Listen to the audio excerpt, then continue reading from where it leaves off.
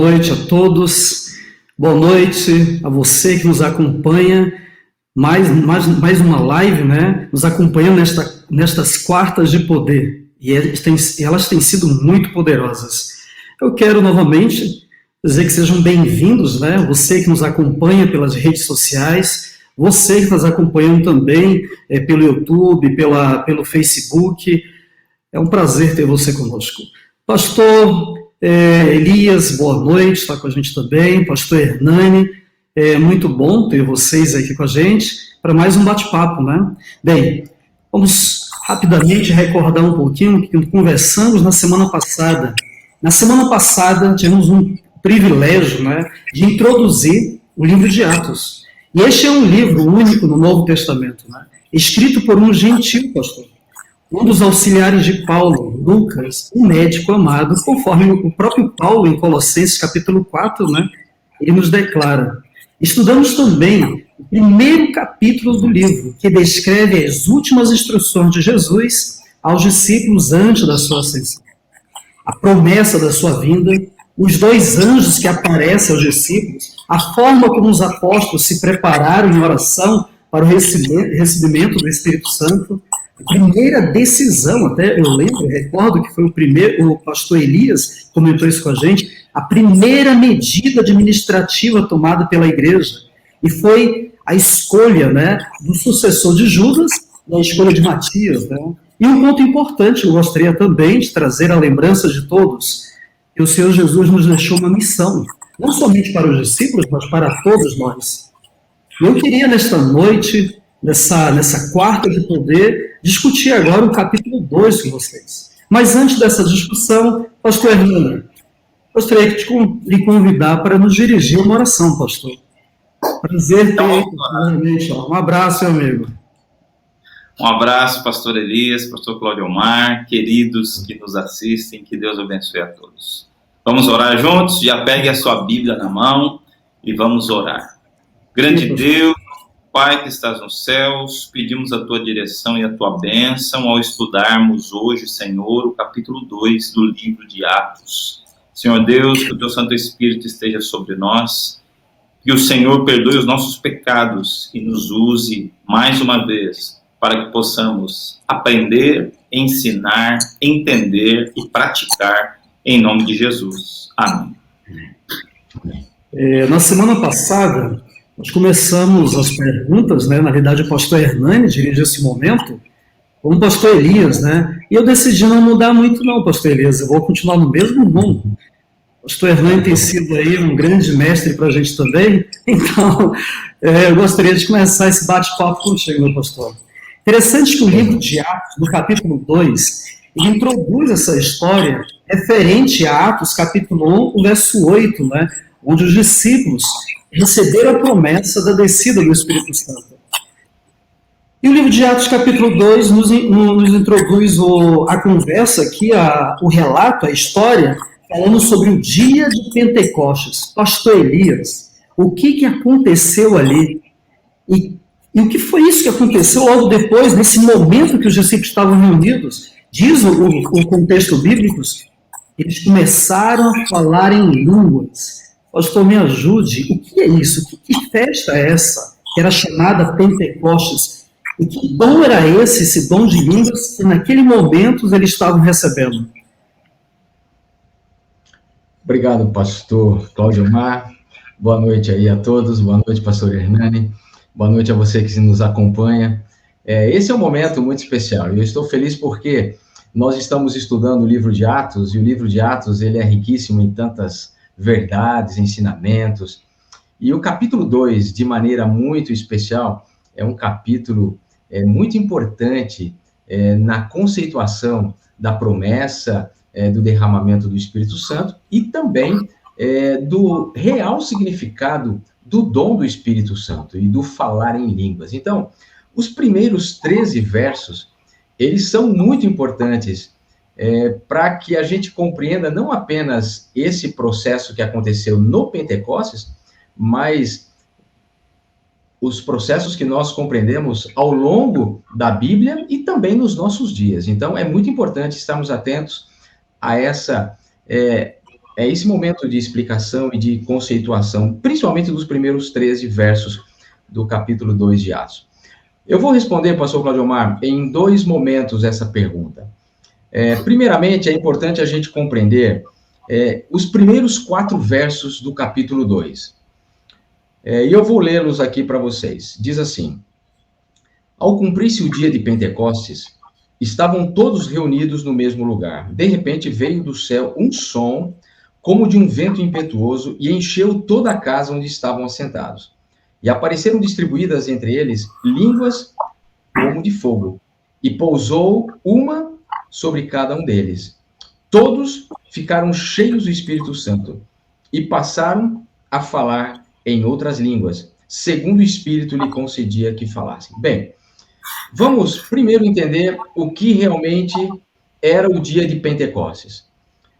O dia de Pentecostes era o 50º dia após o dia da Páscoa. Ou seja, a Páscoa sempre acontecia no 14º dia de Nisan, que era o mês do calendário religioso dos judeus, ok? A partir do 15º dia, que era o início da festa dos pães asmos, a partir do 16º dia, se contavam 7 semanas, mais um dia, e a partir daí, então, eles comemoravam a festa das primícias, ou também chamada na Bíblia como a festa das semanas, e também conceituada como o dia de Pentecostes. Essa festa, ela dependia muito, o seu dia, do dia em que caía a festa da Páscoa. Então, no calendário, como temos nos nossos dias hoje, os dias podem mudar durante a semana, em um ano para o outro, e de um ano a cada 2, 3 anos. Dificilmente você tem o mesmo dia num calendário neste ano que vai cair no mesmo dia no ano que vem. Mas, no calendário judaico, era a mesma coisa. O Pentecostes dependia exatamente do dia em que começava a festa da Páscoa, que era sempre no 14º dia do mês de Nisan. De todas as festas, pastor Cláudio Omar e amigos, de todas as festas que aconteciam em Jerusalém, a festa de Pentecostes era a festa mais frequentada de todas. Exatamente por quê? Porque, historicamente, tanto a Páscoa como a festa que caía no outono, a festa dos tabernáculos, era uma festa onde a peregrinação, a navegação era um pouco mais complicada. E nesse período da festa do Pentecostes, era um período onde acontecia a concentração maior de peregrinos de todas as cidades, de todos os lugares em Jerusalém. E aí começa o ponto importante dessa sua pergunta. Os versos 5 até o verso 13, a partir do verso 5, você vê o relato claro dizendo que estavam em Jerusalém judeus, homens piedosos, vindo de todas as nações debaixo do céu. Então, isso prova o que disse anteriormente, de que a festa de Pentecostes era a festa mais concorrida de todas as festas em Jerusalém. E aí acontece um momento especial. Deus escolhe esse momento onde haviam peregrinos e representantes de todas as nações debaixo do céu, isso é muito importante, para então fazer o quê? Para manifestar o mais importante dom necessário para a igreja primitiva, que era o derramamento do Espírito Santo, aquele mesmo derramamento que nós vamos falar um pouquinho mais à frente aí, prometido lá no livro de Joel, uma promessa até do Antigo Testamento. Porém, por que acontece isso, então, no dia de Pentecostes? Primeiro, porque havia ali o maior número de pessoas e de nações representantes do mundo todo, e Deus precisava realmente que o seu evangelho, a sua mensagem fosse impulsionada para todos os lugares daquele mundo, daqueles dias, ok? E qual era esse fenômeno? O que aconteceu nesse dia? Aconteceu algo extraordinário. Deus derrama, então, segundo a promessa já feita, o Espírito Santo sobre os apóstolos e eles começam a falar línguas. Mas que línguas eram essas? Quando a gente vai Há muita confusão hoje nesse conceito de falar línguas hoje. Há muitas doutrinas que não estão de acordo com a Bíblia em relação ao falar em línguas.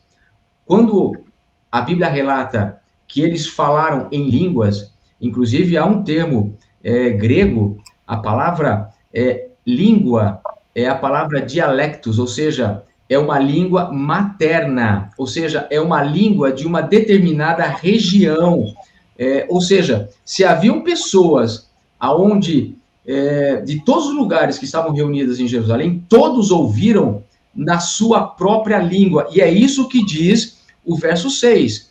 Diz assim: quando, pois, se fez ouvir aquela voz, afluiu a multidão que se possuiu de perplexidade, porquanto cada um os ouvia falar na sua própria língua. Ou seja, o milagre, ou seja, o dom, não foi o discípulo falar na sua língua original e eles ouvirem na sua língua materna. O dom do Espírito Santo nesse momento foi o seguinte: cada discípulo falou na língua das pessoas e eles ouviram na sua própria língua. O dom do Espírito foi a capacitação para que os apóstolos falassem uma língua que eles não tinham domínio, que eles não tinham, talvez, conhecimento, que eles não tinham habilidade, que não tinham estudado. Consequentemente, esse dom do Espírito Santo foi a mola propulsora para que o evangelho, o cristianismo, ele desse o grande impulso naqueles primeiros dias e pudesse chegar de uma só vez como diz a Bíblia, em todas as nações debaixo do céu. Isso foi uma coisa tão surpreendente que as pessoas, quando ouviram os discípulos, e alguns até quase analfabetos, falando um novo idioma, veja o que diz aqui o verso 11. Eles ficaram perplexos e atônitos. Diz que tanto judeus como prosélitos, cretenses e arábios, como os ouvimos falar em nossas próprias línguas as grandezas de Deus? Verso 12. Todos, atônitos e perplexos, interpelavam uns aos outros. O que quer dizer isso? E outros, mais céticos, como existem os céticos em todos os lugares, eles, zombando, diziam: estão embriagados. Então, esse conceito é muito importante para a nossa compreensão do que foi o dom do Espírito Santo. Pentecostes, 50 dias depois do primeiro dia da celebração da Páscoa, da festa dos pães asmos, e, consequentemente, foi a grande manifestação do dom do Espírito Santo, onde os discípulos foram habilitados pelo Espírito Santo a pregarem o evangelho na língua nativa das pessoas que estavam ali em Jerusalém. Obrigado, pastor. Interessante o seu comentário, porque, na realidade, eles estão cumprindo uma promessa que foi feita por Jesus lá em Atos, capítulo 1, verso 8. Porque como ser testemunha, conforme o próprio Cristo disse, eles seriam testemunha em Jerusalém, até aí tudo bem, eles conseguiriam se comunicar, na Judéia, na Samaria, só que no finalzinho do texto diz assim: e até os confins da terra. Como fazer isso? Como se comunicar? E nós encontramos agora no capítulo 2, conforme o próprio pastor Elias nos explicou, a promessa sendo cumprida. E a promessa do dom do Espírito Santo está relacionado à capacidade dessas pessoas, desses discípulos, serem testemunhas de Deus e falar do que eles viram. Eu gostei muito, pastor, esse texto que o senhor leu agora para a gente, como ouvimos falar, lá no capítulo 2, verso 11, bem na metade, como ouvimos falar em nossas próprias línguas as grandezas de Deus. Pastor, muito obrigado. Mas, pastor Hernani, interessante que no final do bate-papo deles ali, da conversa que está acontecendo, alguém, como o pastor Elias comentou, algum cético, alguém que não está acreditando em nada disso, acusa os discípulos de estarem embriagados. Eu preciso fazer uma pergunta. Qual foi o argumento usado por Pedro ao se levantar, ao iniciar seu discurso, para rebater essa acusação que eles estão embriagados? O que Pedro usa para isso? Pastor Hernani, me ajude com isso. Muito bem, pastor Cláudio Omar. Interessante que Pedro, depois do derramamento do Espírito Santo, ele assume o lugar de liderança do grupo, né? Que Jesus já estava capacitando desde quando o chamou, né? Para ser ali o líder depois que ele foi levado aos céus. E Pedro se levanta, e Pedro vai invocar aqui uma profecia que está no livro de Joel. Eu achei muito interessante, né? Eu gostaria de ler este embasamento de Pedro para explicar o que está acontecendo ali. E eu gostaria de ler, eu vou ler, quero que você me acompanhe, se vocês puderem me acompanhar, você que está assistindo em casa, dos versos 17 ao verso 21. E Pedro vai dizer o seguinte: e acontecerá, isso ele trazendo Joel, e acontecerá que nos últimos dias, diz o Senhor, que derramarei o meu espírito sobre toda a humanidade. Os filhos e as filhas de vocês profetizarão, e os seus jovens terão visões, e os seus velhos sonharão. Até sobre os meus servos e sobre as minhas servas derramarei o meu espírito naqueles dias, e profetizarão. Mostrarei prodígios em cima no céu e sinais embaixo na terra, sangue, fogo e nuvens de fumaça. O sol se transformará em trevas e a lua em sangue, antes que venha o grande e glorioso dia do Senhor. E acontecerá que todo aquele que invocar o nome do Senhor será salvo. Eu acho por demais interessante que Pedro ele está interpretando a profecia de Joel a partir da ocorrência aqui no Pentecostes. E Pedro ele faz um paralelo muito bacana, porque lá no verso 5 vai dizer que esse grupo estava morando lá em Jerusalém, né? Vai dizer assim, ó, eles moravam em Jerusalém, judeus piedosos, vindos de todas as nações debaixo do céu. Então, esses homens que tinham se convertido a um tipo de judaísmo verdadeiro e não aos judaizantes, eles conheciam ou deveriam conhecer as profecias no Antigo Testamento. E a partir do momento que Pedro cita Joel, ele está fazendo um paralelo entre o dom de línguas e o dom de profetizar. No Antigo Testamento, uma manifestação do Espírito Santo que ele estava sobre aquela pessoa é o profetizar. E nós encontramos isso, a primeira vez nós encontramos isso, mais claro, é em Números 11, quando Moisés está cansado e fala, Senhor, estou cansado, não aguento mais. E Deus fala assim, Moisés, escolha 70 homens e traga-os aqui para mim. E quando esses homens recebem do mesmo Espírito que está sobre Moisés, a primeira ação deles é profetizar. E daí nós temos um início, uma origem, um pilar de interpretação que o profetizar é a manifestação que o Espírito Santo está sobre aquela pessoa. E aí nós conseguimos interpretar o momento que Balaão profetiza, Jacó profetiza, Moisés profetiza, Miriam profetiza, José tem sonhos, Daniel tem sonhos, Jonatas tem sonhos, Saul tem sonhos e profetiza no seu chamado. Então, quando Pedro traz a interpretação de Joel para a ocorrência, ele está dizendo assim, ó, assim como no passado o Espírito Santo se manifestava pelo dom de profecia, aqui o Espírito Santo está se manifestando através do dom de línguas. E veja que maravilhoso, Pedro interpretando. Outro ponto que me chama a atenção no embasamento de Pedro é que ele acredita, assim como Paulo, que vive nos últimos dias antes da volta de Cristo. Porque é isso que a profecia diz, Joel, que nos últimos dias. E o interessante é que o Espírito Santo é derramado sobre os discípulos para serem instrumentos, mas ao mesmo tempo é derramado sobre todos os ouvintes para que entendam o que está sendo dito. Então nós temos, assim como na profecia, o Espírito Santo sendo derramado sobre todos, sobre os discípulos como testemunha, como instrumento, e sobre os habitantes daquele lugar, sobre aqueles que estavam visitando, como o pastor Elias falou, sobre aqueles que moravam ali, para que o coração fosse atingido.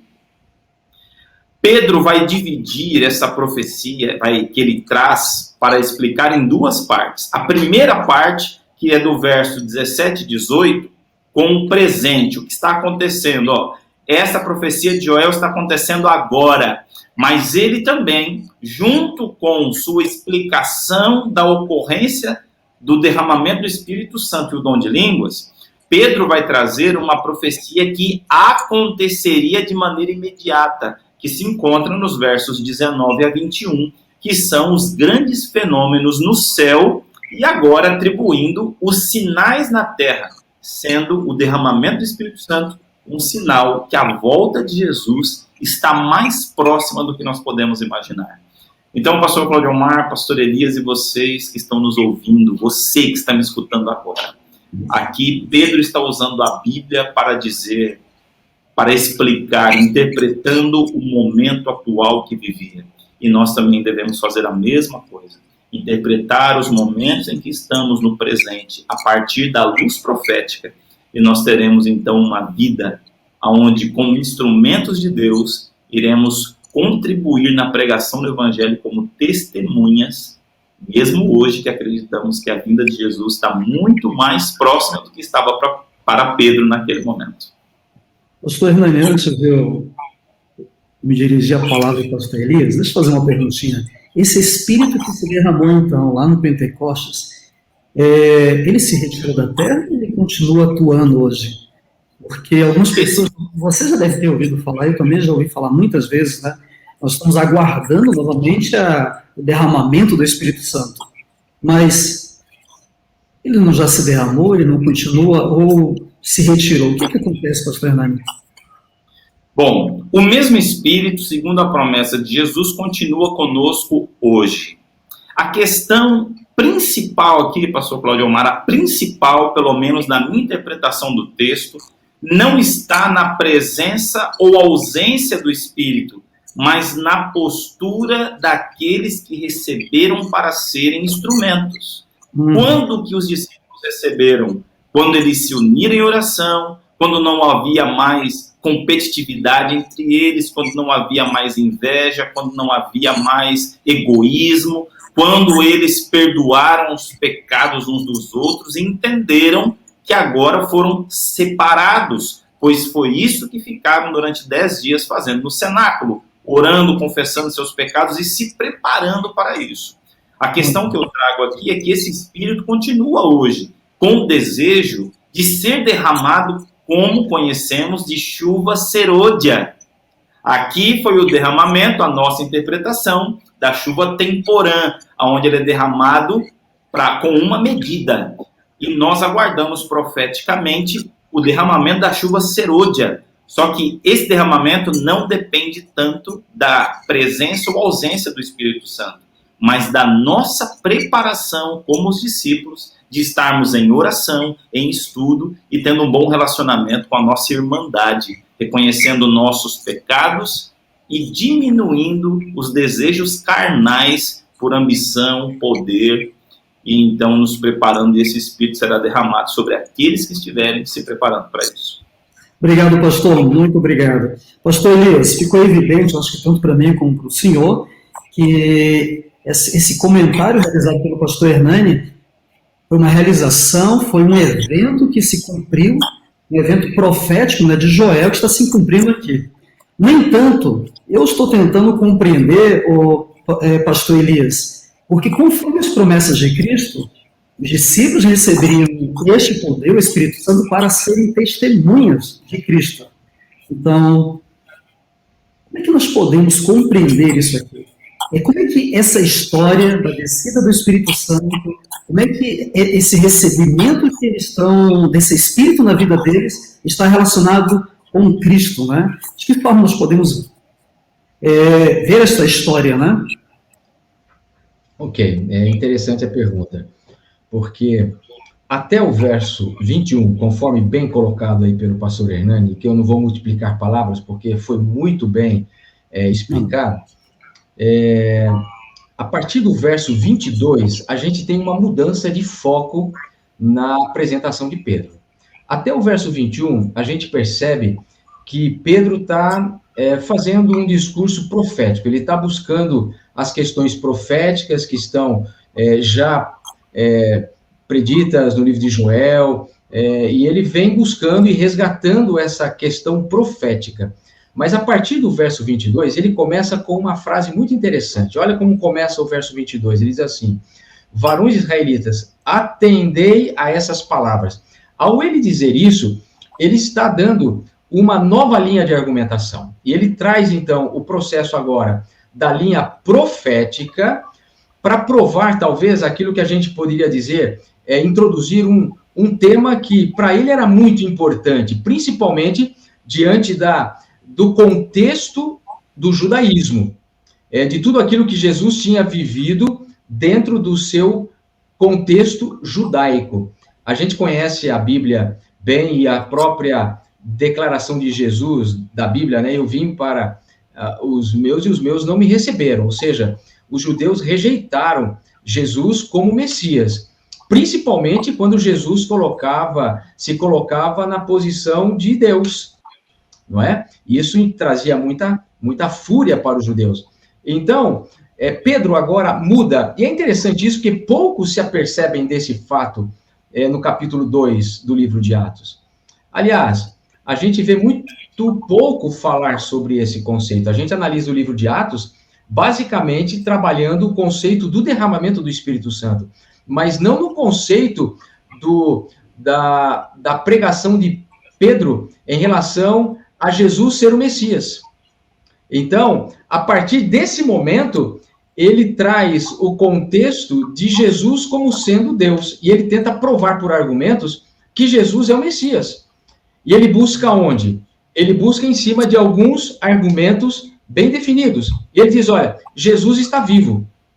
Então, essa seção do verso 22 até o verso 36, ela é muito importante nesse processo, e eu acho que a tua pergunta, pastor Cláudio Omar, foi muito oportuna, e a gente vai tentar entender um pouquinho isso. Saindo um pouquinho do lado profético, do derramamento do Espírito Santo, para a conceituação de Cristo como Deus, como Messias, como o divino. Então, ele começa dizendo o seguinte, a partir do verso 22, Jesus o Nazareno, varão aprovado por Deus diante de vós com milagres, prodígios e sinais, os quais o próprio Deus realizou por intermédio dele entre vós, como vós mesmos sabeis. Sendo este entregue pelo determinado desígnio e presciência de Deus, vós o matastes, crucificando por mãos de iníquos, o qual, porém, Deus ressuscitou, rompendo os grilhões da morte, porquanto não era possível fosse ele retido por ela. Bom, eu vou tentar trabalhar de forma assim muito didática nesse processo. Por quê? Para Pedro dizer que Jesus estava vivo, era algo muito importante.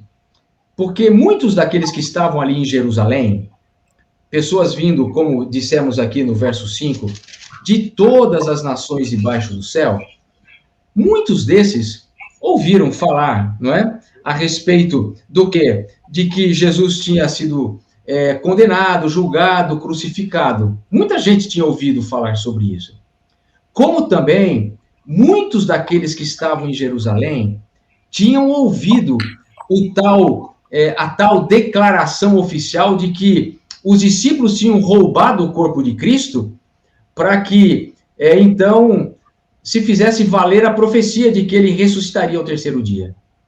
E vocês sabem que isso realmente aconteceu por parte do poder romano e do próprio grupo de judeus, que jamais imaginavam que isso pudesse acontecer. Então, muitos que estavam ali tinham essas informações. E agora Pedro chega e diz assim, não, ele está vivo. E que argumento ele usa para provar que Jesus estava vivo? Primeiro, ele apresenta a própria ressurreição de Cristo como um fato real. Isso está claro no verso 24. Ele diz assim, o qual, porém, Deus ressuscitou, rompendo os grilhões da morte, porquanto não era possível fosse ele retido por ela. Ou seja, quer prova mais inequívoca do que essa para dizer, olha, ele ressuscitou, ele é o Messias. A morte não pôde detê-lo. a morte não pôde retê-lo na sepultura. Esse foi o primeiro argumento. Ele começa argumentando por aí. E depois, ele faz um relato interessante. Ele relata uma profecia de Davi. E ele cita o Salmo 16, do verso 8 até o verso 11, que está exatamente aqui no verso 25 até o verso 26, 27 e 28. Ele cita essa profecia de Davi. Ora, o que ele diz a respeito de Davi? Ele diz assim: porque a respeito dele diz Davi: diante de mim via sempre o Senhor, porque está à minha direita, para que eu não seja abalado. Por isso se alegrou o meu coração e a minha língua exultou. Além disso, também a minha própria carne repousará em esperança. Porque não deixarás a minha alma na morte, nem permitirás que o teu santo veja a corrupção. Davi estava falando dele mesmo? Claro que não. Essa era uma profecia messiânica. Davi não estava falando dele. A gente tem uma clara certeza disso. Ele está escrevendo sobre quem? Sobre o Messias, afirmando que a alma, ou seja, o corpo de Jesus, não permaneceria no Hades, e o seu corpo não ficaria onde? Não ficaria na cova em decomposição. Então, note, Pedro resgata essa profecia messiânica de Davi e diz assim: olha, gente, aqui está uma prova de que ele vive e de que ele é o Messias. A terceira prova que Pedro usa está no verso 32, aonde ele diz assim: olha, a este Jesus Deus ressuscitou, do que todos nós somos testemunhas. Então ele apresenta o testemunho dos cristãos como uma prova. Ou seja, embora Jesus não tenha aparecido a todo mundo depois que ele ressuscitou, mas ele apareceu principalmente àqueles que eram mais próximos dele. E esses eram testemunhas oculares de que Jesus havia ressuscitado, de que ele estava vivo. Mas para mim, eu vou dizer uma coisa: a prova mais importante e a prova mais contundente desse conceito que Pedro estabelece a partir do verso 22, de que Cristo estava vivo e de que ele era Deus, está exatamente a partir do verso 33 até o verso 35, aonde ele apresenta a ressurreição de Cristo em relação à presença do Espírito Santo. E aqui vem o ponto mais importante, porque, pela lógica, se o Espírito está no mundo, alguém deve ter enviado o Espírito, não é? O próprio Jesus havia prometido que quando ele subisse, ele enviaria o Espírito Santo. Então, se Jesus estava morto, é porque ele não estava no céu. E se ele não estava no céu, o Espírito não era uma realidade. E diante de todos, ali, o Espírito Santo era uma realidade. O Espírito Santo havia sido derramado. Todos haviam sentido a manifestação do Espírito Santo. Então, ora, se o Espírito Santo estava no meio e havia sido derramado sobre as pessoas, obviamente, a promessa da ressurreição, da ascensão e da entronização de Cristo no céu, ao lado do Pai, havia acontecido. Então, Cristo era Deus, Cristo havia ressuscitado, Cristo estava vivo, e a manifestação do Espírito Santo era a prova mais inequívoca, era a prova mais contundente de que tudo aquilo que eles haviam rejeitado, eles tinham que agora, como dizer assim, engole, né? Não tem como vocês fugirem dessa realidade. Porém, eu vou finalizar isso daqui dizendo o seguinte, olha, Pedro cita aqui o Salmo 110, e no verso 1, né, ele diz lá que também não se aplicava a Davi, aonde Jesus estava à direita de Deus Pai. Então, note, pastor Claudio Omar, pastor Hernani e amigos que estão aí nos ouvindo, a conclusão que Pedro faz dessa sessão, ela não é apenas uma declaração, mas ela é uma acusação aos judeus. Por quê?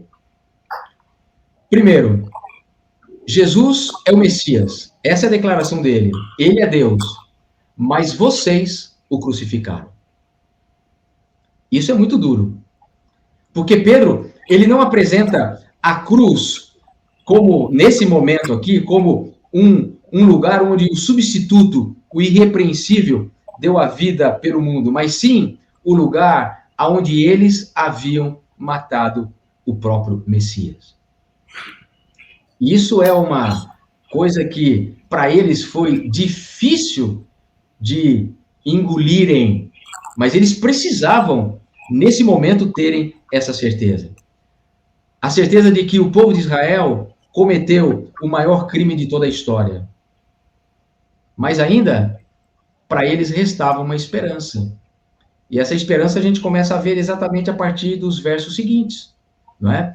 Então, é muito interessante esse conceito. Quando você me perguntou aí sobre por que ele muda o foco para a pessoa de Jesus, é porque é muito importante, nesse momento, ele ter ligado a manifestação do Espírito Santo à própria divindade de Jesus. Ou seja, o Espírito Santo não teria sido derramado se Jesus não tivesse ressuscitado, se Jesus não tivesse voltado para o céu e se ele não tivesse sido entronizado no céu. É por isso que a figura de Jesus, ela entra no capítulo 2 como algo muito importante e significativo.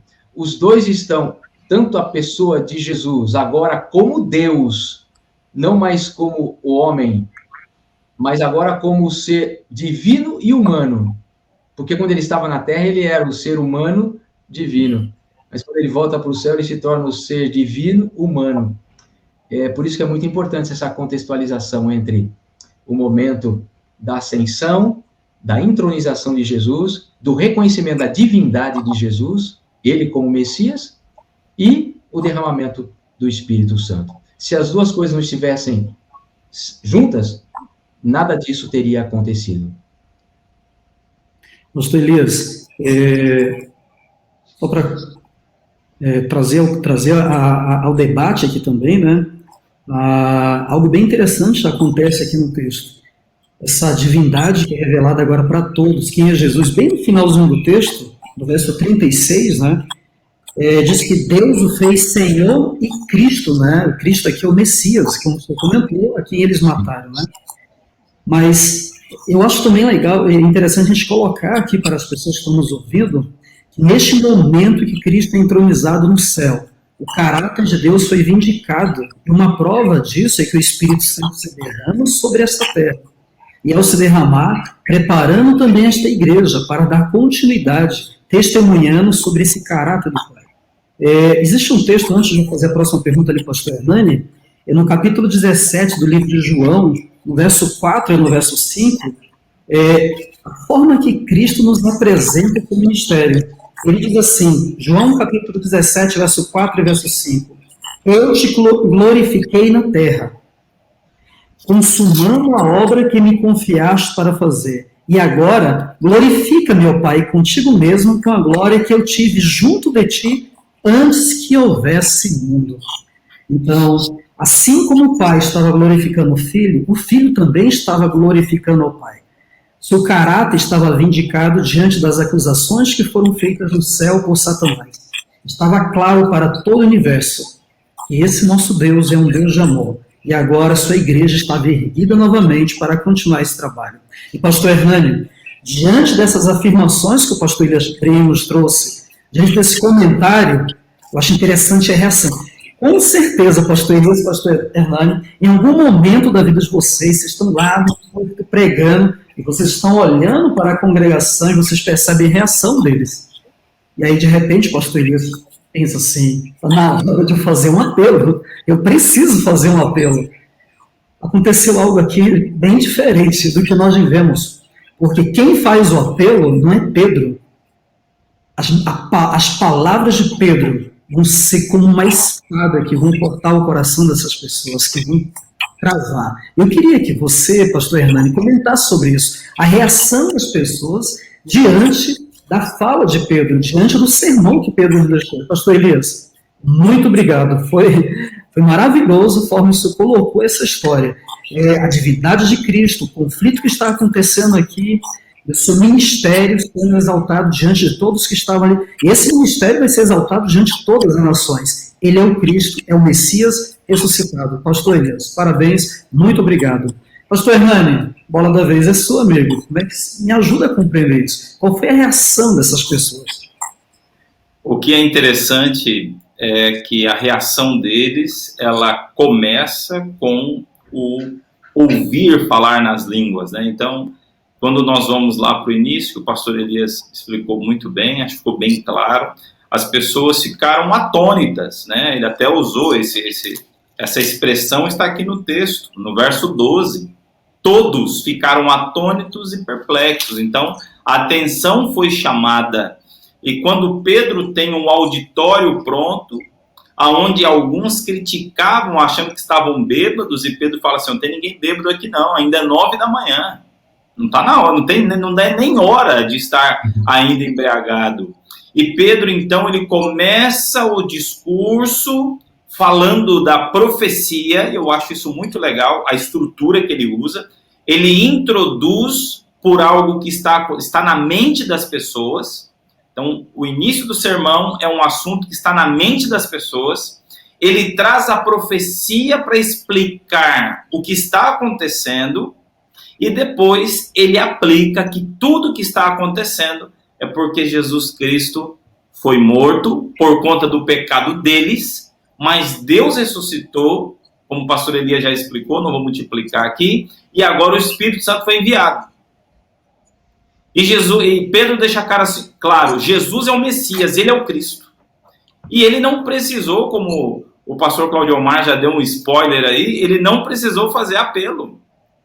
Eu fico assim, olha, apaixonado com isso, porque no verso 37, eu gostaria de ler com vocês, fala assim, ó, quando ouviram isso, quando ouviram que Jesus Cristo havia ressuscitado, que ele é o Senhor, que ele é o Messias, ficaram muito comovidos e perguntaram a Pedro e os demais apóstolos, o que faremos, irmãos? Veja, coisa maravilhosa.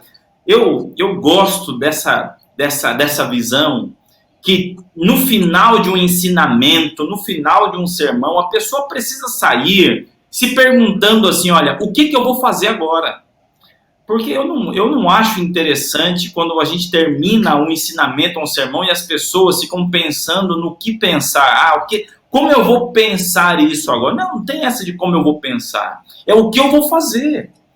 Aqui o sermão trabalha a ação. Depois de um sermão, depois do ensinamento, tem que haver a ação. É o que eu faço. Por mais que os coachings, por mais que alguns da área mais radical da psicologia, da psicanálise, dizem que nós não devemos dizer para as pessoas o que elas devem fazer, na Bíblia a pergunta nunca é o que eu devo pensar. Na Bíblia as pessoas querem saber o que fazer. E o que fazer aqui não é o que Pedro achava. O que fazer aqui é a partir do que Pedro estava ensinando. Eu sou a favor de não dizer o que eu acho que as pessoas têm que fazer, mas também afirmo que nós devemos dizer o que elas têm que fazer a partir do que a Bíblia diz, do que Deus deixou claro, do que é necessário ser feito. E aqui Pedro, olha só a resposta dele no verso 38. Arrependam-se e cada um de vocês sejam batizados em nome de Jesus Cristo para a remissão dos pecados. Então, qual é a primeira coisa que eu tenho que fazer? Eu arrependo-me e sou batizado. Entendi que Jesus Cristo é o Messias. É arrependimento, confissão, batismo em nome do Senhor Jesus Cristo, para que sejamos perdoados e o Espírito Santo, o dom do Espírito, seja derramado. E aí Pedro vai dizer assim, olha, esta é a promessa. Então, o pastor Claudio Omar, pastor Elias, demais amigos, veja, Pedro foi bem direto em suas palavras. Ele não ficou dando volta. Ele explicou a parte profética, ele explicou o que aconteceu, quem era Jesus Cristo, um sermão cristocêntrico. Ele trouxe de Joel até Cristo, algo atual, e agora, no final, diz o que as pessoas têm que fazer. E talvez alguns falem assim, pastor Hernani, se eu fizer isso hoje, as pessoas vão embora. Pode ser, porque falta em nós o Espírito Santo. Porque no dia que estivermos com o Espírito Santo, vai acontecer o que diz aqui no verso 41.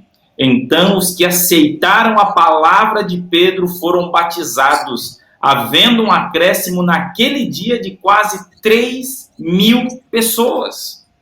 Talvez você fale assim, gente, é muita gente, 3.000 pessoas, é uma multidão enorme. Em comparação com as nossas igrejas, sim. Em comparação com o auditório de Pedro, não.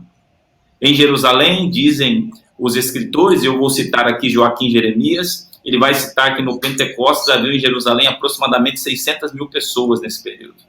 E nós temos um acréscimo de 3.000 pessoas, 3.000 pessoas. Comparado com o auditório de Pedro, talvez seja pouco, mas para o reino dos céus é muita coisa.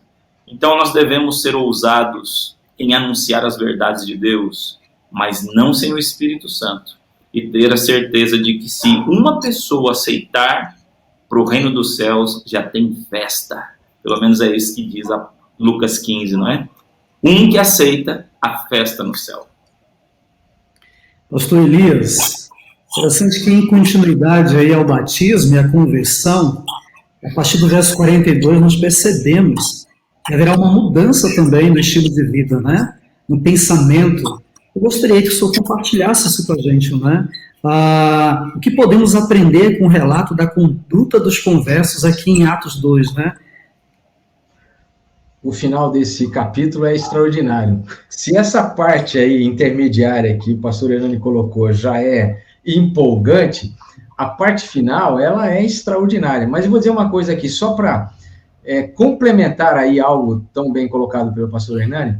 Se 3.000 proporcionalmente a 600.000 pode parecer pouco, eu diria o seguinte, que os resultados que esses 3.000 causaram no mundo que eles pertenciam e as nações da qual eles vinham, foi extraordinário. Então, Deus usa, às vezes, processos onde 1, 2, 3, eles são usados por Deus para levarem milhares de outras pessoas também ao conhecimento do Evangelho. E eu até imagino uma coisa, não está no texto, viu, pastor Leandro, mas eu até imagino que muitos desses que ouviram, mas naquele momento não tomaram a sua decisão, tomaram a sua decisão posteriormente também, porque como aquela história da mulher samaritana, não é? Uma levou para a cidade, não é? Então, é assim que Deus trabalha. Naquele momento, 3.000 aceitaram, mas quantos milhares ficaram impactados?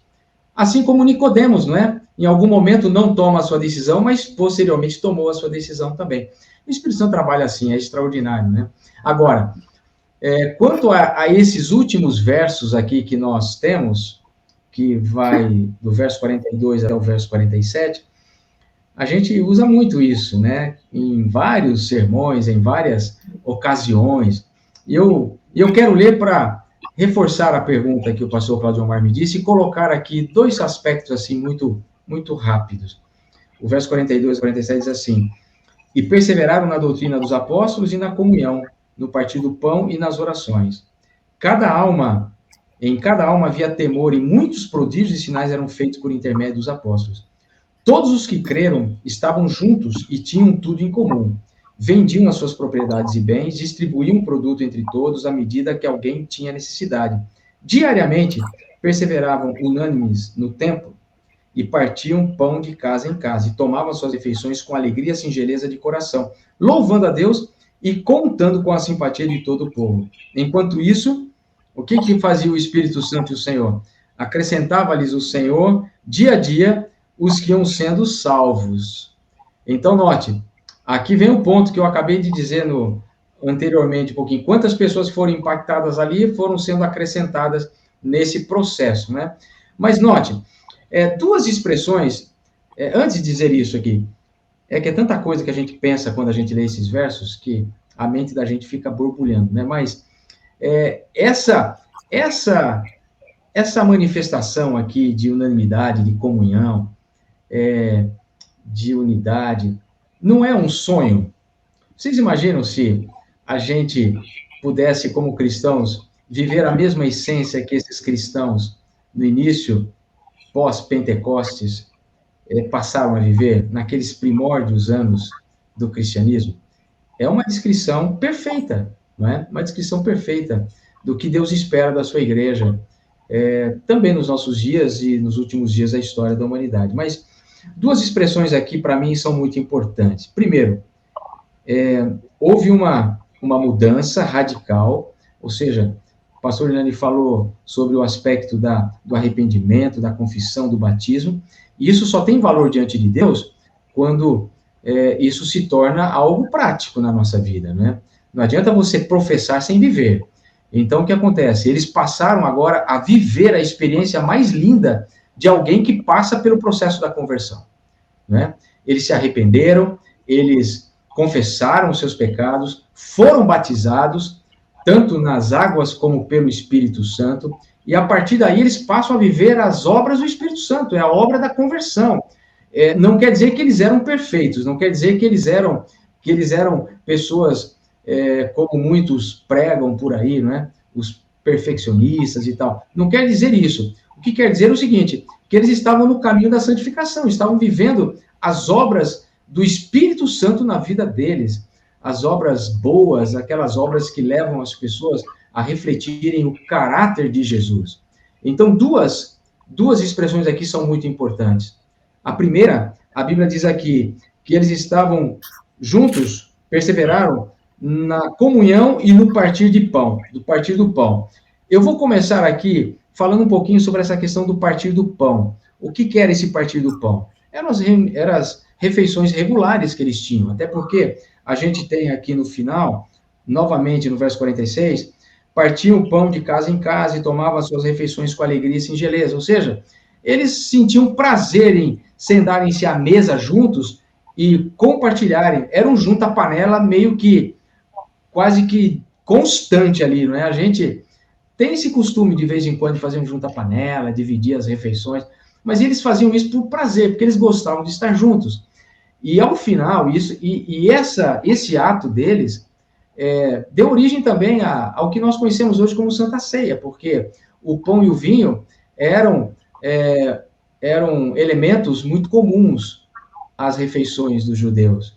Então, possivelmente, ao final de cada refeição, eles tomavam tempo para relembrarem o sacrifício de Cristo e partilharem desse momento que nós hoje conhecemos como Santa Ceia. Interessante isso. Porém, a Bíblia diz que eles viviam em comunhão. Esse comunhão não é apenas o ato de estarem juntos, mas também significa o ato de terem tudo em comum. E essa é a prova maior do fato de eles, conforme vimos aqui, eles vendiam as suas propriedades e dividiam. Ou seja, eles não queriam apenas estar juntos, mas eles queriam dividir o que tinham para que todos tivessem, pelo menos, de uma forma igual. Ou seja, aqui não havia um socialismo, como muitos querem defender essa teoria socialista, colocando esse processo aqui, mas aqui havia aquele aspecto assim, se você, Cláudio Omar, tem menos do que eu, o meu amor por você, que deriva do amor que eu sinto por Deus e da ação do Espírito Santo no meu coração, não me permite viver com sobra e ver você tendo falta. Então, percebe que isso não é um ato de justiça governamental imposta. Isso é um ato de senso de justiça e equidade que parte de um coração que é banhado pela presença do Espírito Santo.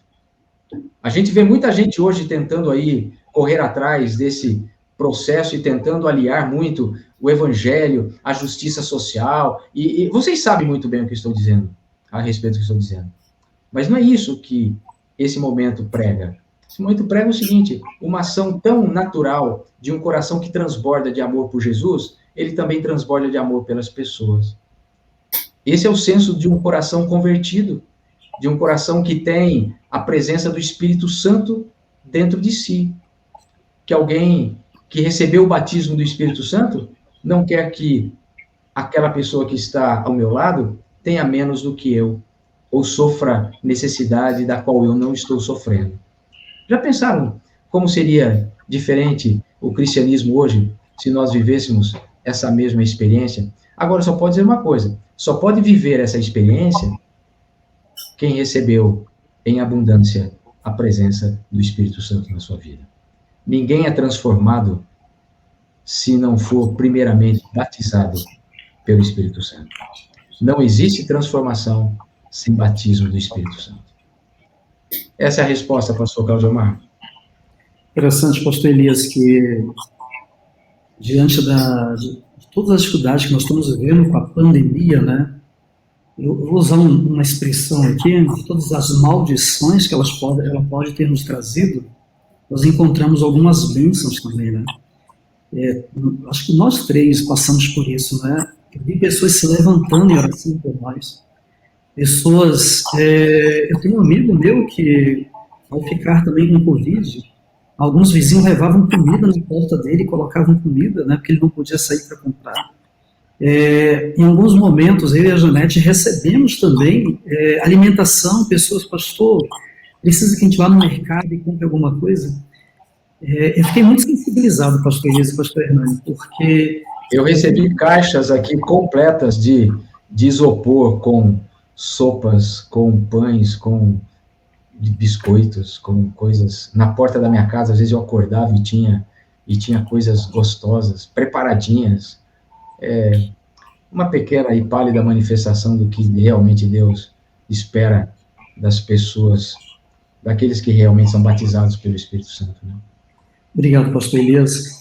Pastor Hernani, nosso tempo praticamente, estamos no finalzinho já da nossa live, né? Eu gostaria, se o senhor pudesse nos dirigir as suas últimas palavras aqui também, né?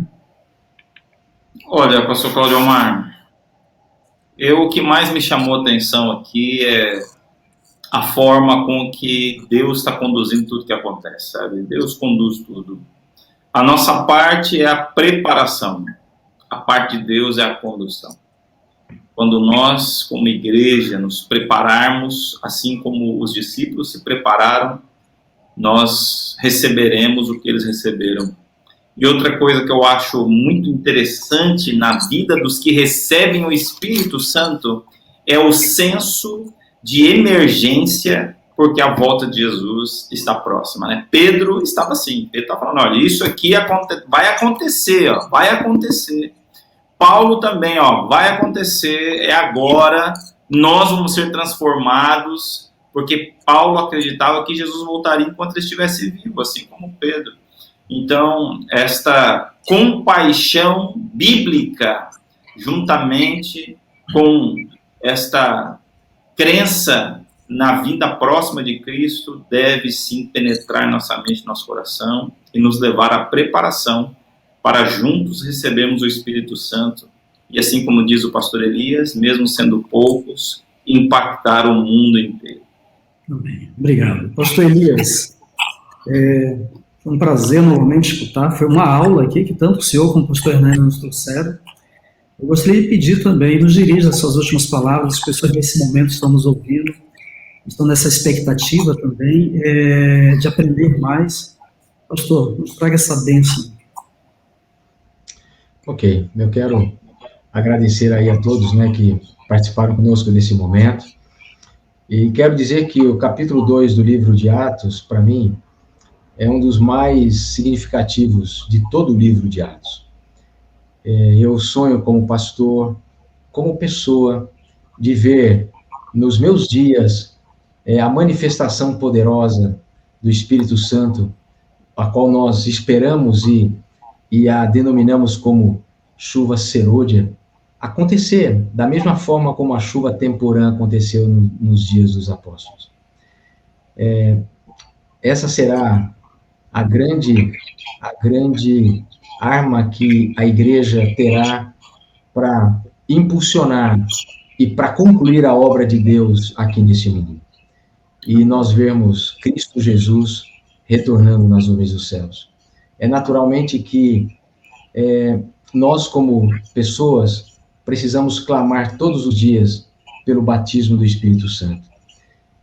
Os discípulos receberam por um processo profético Aquelas pessoas receberam por estarem fazendo parte de um processo profético, de um momento especial.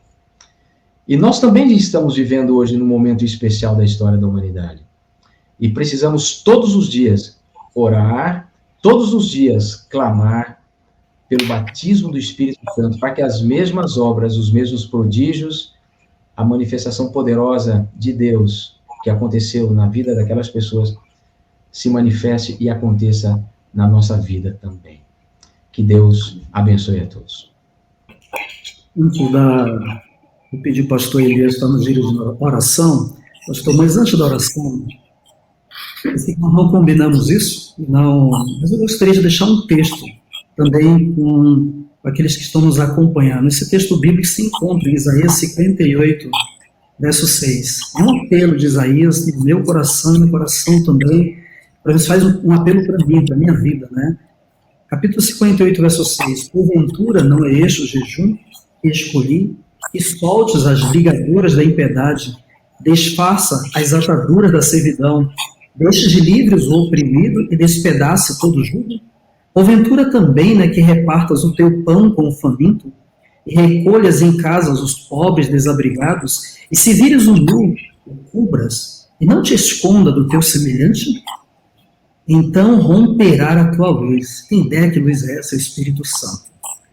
Então romperá a tua luz como a alva, a tua cura brotará sem detento, a tua justiça irá diante de ti, e a glória do Senhor será a tua retaguarda. Escute, amigos, pastores, olha o que o profeta Isaías nos fala agora no verso 9. Então clamarás, e o Senhor te responderá. Gritarás por socorro, e ele dirá, eis-me aqui. E se tirares do meio de ti o jugo, o dedo que ameaça, o falar injurioso, se abrires a tua alma ao faminto e fartares a alma aflita, então a tua luz nascerá nas trevas e a tua escuridão será como meio. Pastor Elias, poderíamos dirigir essa oração final? Com certeza. Vamos orar. Querido Deus, querido Pai, que momento maravilhoso esse que passamos, estudando, recapitulando as maravilhas que encontramos no capítulo 2 do livro de Atos. Pai querido, aqui está a demonstração poderosa do Teu Espírito Santo. Aqui está a vindicação do caráter de Deus, a manifestação clara da pessoa maravilhosa de Jesus, do seu poder, da sua divindade. Mas, sobretudo, Pai, está aí demonstrado o grande sonho e propósito que o Senhor tem para o Teu povo. Não apenas os apóstolos e os primeiros cristãos, mas para toda a humanidade, para todos os cristãos de todos os tempos, em todas as eras, e principalmente para nós agora, Pai, que vivemos nesse tempo tão solene da história da humanidade. Abençoa-nos para que, dia após dia, possamos entender mais a respeito desta grande verdade e que possamos buscar cada vez mais pelo batismo diário do Espírito Santo, para que as grandes manifestações do Teu poder sejam realizadas através do Teu Espírito em nossa vida e através de nós também. Pai querido, dá-nos agora um bom descanso, nos dê uma boa noite e, sobretudo, Pai, derrame as Tuas bênçãos de Teu Espírito sobre todos que estão conectados e aqueles que em algum momento também se conectarão com esse estudo. É o que nós te pedimos e te agradecemos, em nome de Jesus. Amém. Amém. Quero agradecer ao pastor Elias, ao pastor Hernani, pela aula aqui que vocês nos deram, muito obrigado. E para você que ainda nos acompanha pelas redes sociais, abaixo desse vídeo tem uma descrição, você pode entrar nessa descrição, existem 2 links, um link, se você quiser deixar o seu pedido de oração conosco, você pode escrever seu pedido de oração também, nós estamos comprometidos a estar lendo e orando por eles. E caso você tenha interesse de receber um estudo bíblico, será um prazer em compartilhar esta palavra com você. Novamente, muito obrigado, boa noite a todos É a próxima quarta-feira de poder, né, pastor Elias? Pastor Hernani. Deus abençoe a todos. Deus quiser. Um abraço a todos.